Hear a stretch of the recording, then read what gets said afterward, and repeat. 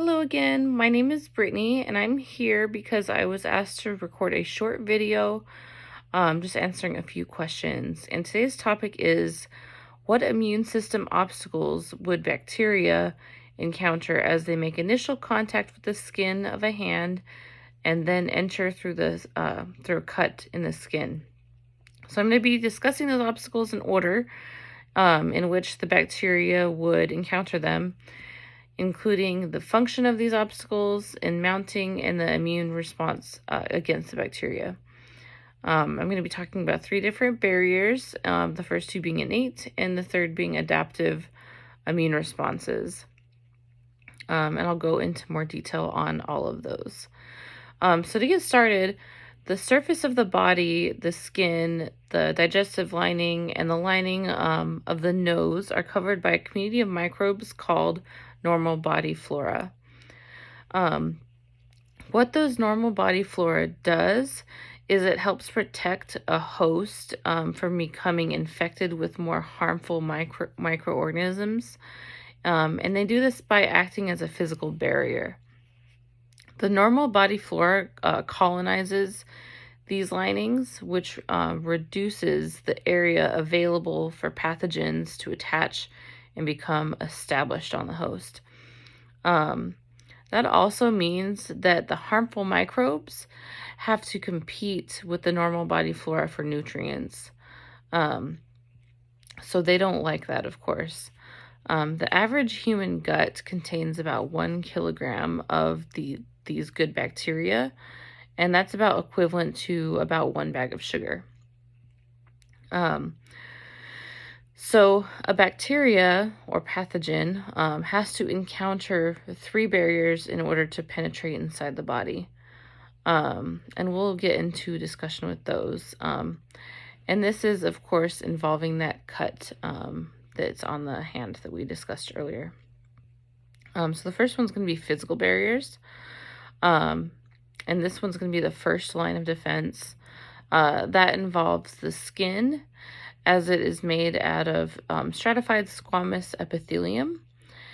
And the upper layer, which is called epidermis, consists on closely packed cells, and the upper layer also contains dead cells. This closed structure does not allow bacteria to enter the body easily. So when we have that cut on our hand or anywhere on our skin, that's going to allow easier access for those microbes. So one thing that you should always do if you have that cut, it's always a good idea to put some antibiotic ointment on it, like some, I believe it's like A&D with a Band-Aid on it. That should help protect it. Some non-specific barriers, which is also called the innate immunity, and that is which is possessed by an organism since their birth. This barrier directly kills the invaders rather than targeting them specifically. So that involves various phagocytic cells, such as macrophages, neutrophils, stuff like that. They kill the foreign pathogen by phagocytis, and other ways to kill the pathogen is with inflammation or fever. So when your body gets to a certain temperature, it's going to start to kill that. Then we also have the specific barrier, and that's also known as the adaptive immunity, or also could be called the acquired immunity. So that's going to be the third line of defense. And that one is highly specific to invading pathogens.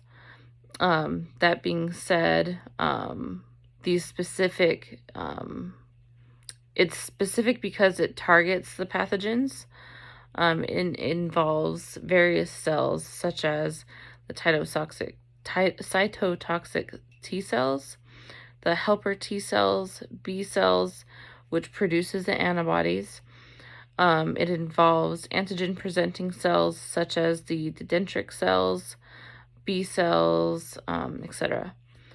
That process, in which the pathogens by various antigen-presenting pathways, both endogenous and exogenous pathways, and present them to T cells along with the MHC molecules.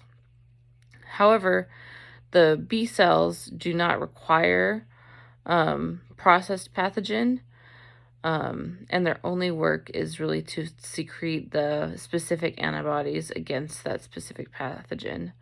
Um, and that really just helps create the antibodies and the antigens, which ends in the macrophage destruction.